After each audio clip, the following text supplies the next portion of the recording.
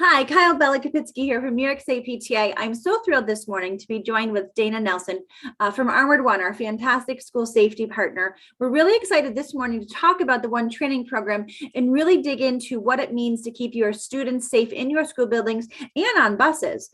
Dana is a fantastic tactical training coordinator for Armoured One with both a military background. So Dana, thank you for all of that work. Our military men and women, everyday heroes to all of us, and a real meaningful background in school transportation. One thing that we at PTA have to talk about with our school leaders, our principals, our fantastic school-related professionals, our classroom teachers, and our superintendents is that meaningful relationship and how we can work together to keep our students safe, both in a school building and certainly on a bus. Buses have routine schedules and all of those types of things that unfortunately make them targets. We're very fortunate in New York that we have not had an incident, but our parents' biggest fear. Dana, thanks for joining us this morning. Thank you for. I did 6 years with the Air Force pararescue. After leaving the military, I went into the school transportation industry, 22 years there. I've held probably every job that there is in transportation, ending with 8 years being director of transportation for a large upstate New York school district. I came with Armoured One. Actually, for probably about the last 5 or 6 years, I've worked with Armoured One indirectly in my spare time. And then for the last 6 months now, I've been working exclusively with Armoured One. I think that's fantastic. So let's dig in a little bit. We have about 10 minutes we want to run. Keep it, very informative and in a time for parents and teachers and principals. Let's talk about One training. Let's talk about the things that we can do to train our school buildings, our transportation officials to keep students safe. And how can you be a part of this? Yeah, unfortunately, One training came about by necessity, unfortunately. 25, 30 years ago, the incident of a school shooting or a shooting on a school campus would be pretty much of an absurd proposition. But unfortunately, it's become a reality that we've all had to come and face. Out of that need, out of that lack of training, out of that lack of individuals not knowing what to do in a particular situation, that's where One training comes in play. We give them options. We go through scenario-based situations, specific for their job. We have curriculum for teachers, obviously, curriculum for support staff, transportation staff, greeters, because each one of those have their own nuances and their own workspace that are entirely different. So so I'm going to interrupt you because I'm taking notes as we go too. So that's fantastic. So what I'm hearing is that, when we train the professionals in a school building, it's not generic. It's really tailored to their position in the school district. Yes, ma'am, that's correct. Each one of those positions has their own unique situations and workspaces, and we tailor make that, specific for them. That's fantastic. And what does that training look like, and how long is it training, and is it frequent? And let's talk about that a little bit. Each program is probably about an hour to an hour and a half of lecture, if you would like to call it that. And then we break off and do an additional hour and a half of really hands-on. We follow the recommended run, hide, fight, but we augment that a little bit with run, hide, barricade, and fight. And then we practice that in the different settings, for instance, in a school classroom, as it would read, to a greeter, and also on a bus too. And, it's funny, I sit here and I tear up. I know PTA knows I'm a crier sometimes when I think about these things, and it's scary. It's scary. Every day I drop my kid off, and it's scary wondering if he's going to come home to me safe. We've had so many parents and families where their children didn't come home. And I think from a PTA perspective, we have to do everything we can in a school building to train the professionals who are literally going to put their life on the line for our children. I thank you for this work. So we're talking about 3 hours, beginning of school year now, really whenever in the school year that we can get this scheduled. Absolutely. There's any time, of course, the beginning of the school year with all of the instructional time before, class actually starts is a busy time for us. But anytime throughout the course of the year, we've done training. And this is fantastic. And training, is it virtual, in person? How does that work? Is it a combination? I know it's a little odd right now with COVID. Yes, it's actually all that you mentioned. We have curriculum where we do complete in-house instruction. We teach a lecture, we do hands-on. We also have an option for completely online, obviously augmented with a lot of videos. Some of the videos were shot from our actual training sessions. And then in addition to that, we have a hybrid course, which is becoming very popular, where we have the instruction portion online, and then instructors will go in and physically teach the practical portion. That seems to be a very, very good option in the fact that they have access to that material for the whole course of the year when they opt for the hybrid. Oh, that's fantastic. So what's kind of, I'll say popular or a good benefit is having your online course instruction and then your hands-on kind of practical. Is that what I'm hearing? Correct. Yeah, that's fantastic. Now tell me, you're working in New York State school buildings now. So we don't want to talk about school buildings because, that's a part of the school safety plan is we really don't want to divulge what's happening in certain school buildings. But generally tell me what that looks like. New York State school buildings are doing with these protocols. And I know you're working with some of them.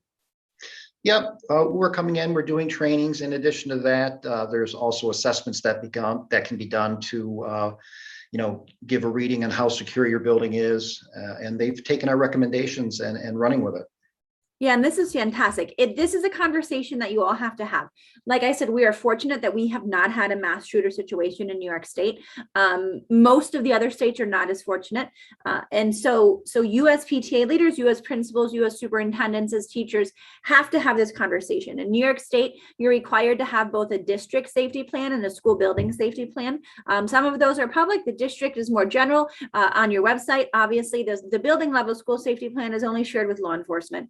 And first responders. And these are the types of conversations that we have to have. So as a part of your conversations with your school building, especially safety plan, which is your specific safety plan for each school building, USPTA leaders and educators have to work together to try to figure out how we can best keep our students safe. And this one training program can be a part of that. It's a non-for-profit. It's fantastic. You can contact us at New York State PTA or right in Armoured One. They are just so fantastic to work with. And Dana, I want to talk a little bit about transportation because I hadn't realized until my first conversation with Tom that school buses really are a unique kind of target. It's a certain schedule, certain roads, certain time of the day, not as protected, I think, as a school building itself. How do we protect school buses? Yeah, it is a unique situation. There's a lot of similarities and probably more differences compared to a classroom setting. But again, you could have upwards of 66 kids on a bus. Yes, everybody publishes their routes. Everybody knows what time a bus is going to be in a particular situation. So it's, very common knowledge. It's a very easy target. How we try to augment that to make it more safe is One Training provides a training for them and gives them options on how to handle a situation. In addition to that, you've got the unique scenario of school buses really being the eyes and ears of the entire district. Because as you can think, at any one period of time, they're driving around and observing, the neighborhoods. They have a unique relationship with the children. They are, of course, school employees, but they're not really seen with the same authority as teachers. Students are more apt to talk to them. And if the bus drivers build those relationships, you can get a lot of information out of kids just by talking with them and smiling with them. And we teach bus drivers to provide an additional layer of security actually for the school district too, by having those connections, knowing how to properly respond and report to things that they overhear or see or happen. In addition to that, one thing that I think is really forgotten, if you think a school bus really is an expressway to a classroom. There might be 66 kids on that bus, but that bus is going to a building with 1,000 children or more. And I never thought about that. We work a lot with our school transportation officials, so fantastic here in New York.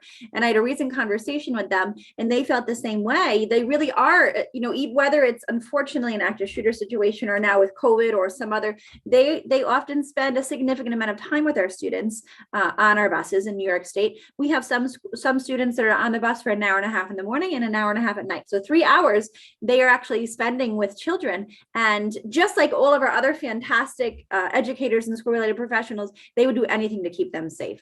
Dana, this has been fantastic. So let's talk about what happens. So if we really want PTAs to look at this. We really want PTAs to look at the One training program, talk with their school buildings, principals. We really want you to look at this training program. Try to figure out if this is right for your school. When they contact you or us, how quick does the process go? What are next steps? What does that look like? Really, it's just reaching out to either myself or One Training, and we'll get back to you. We can provide you with a demo of what a hybrid class would look like. We can do a presentation on what the in-person would look like. From there, we can get your numbers and give you a quote. Really can turn around as scheduling, of course, permitting. We can turn around in a very quick period of time. And I'm going to share my screen really quickly because we have on our website, and I want to show you where to go. So on our website, hold on a second, here we go.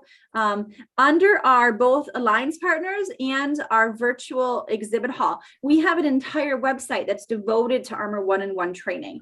So please take a look. Again, you're going to go, the easiest way to get there is to go to events and then virtual exhibit hall, and then you will see Armoured One training there.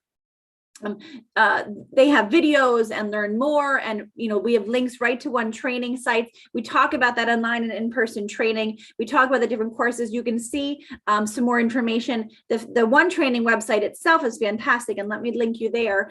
They also have grants available to cover the costs for some of these programs, which we're really excited about.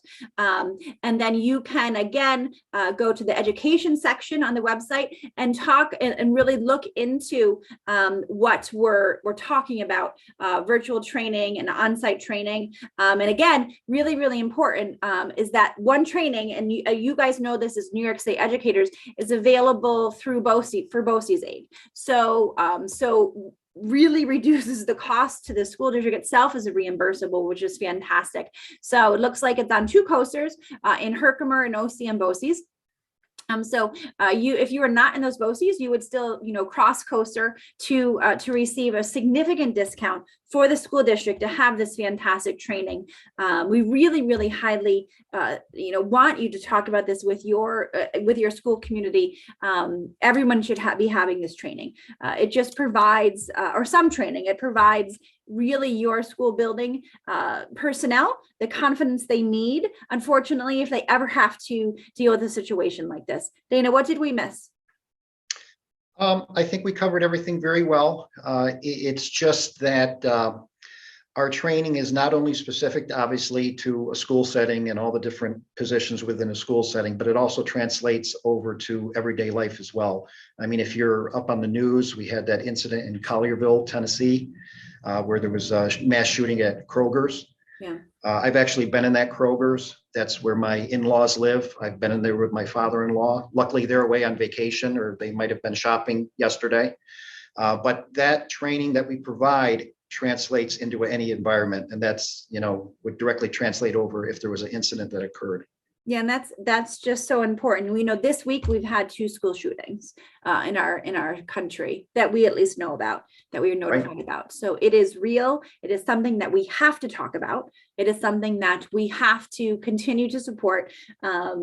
Our educators and our students and families through these very traumatic incidents and planning for these unfortunate, just horrible tragedies. So Dana, I really appreciate it. You can always get a hold of us at New York State PTA. I think you all have my email by now, execdirector@nyspta.org. We'll connect you with Dana, his colleague, Christine, Maria. There's a whole team at One Training and Armoured One that is ready to support you as New York State school leaders. Thank you so much for the time. We really appreciate it. Thank you for having me. Okay, we'll talk to everybody soon.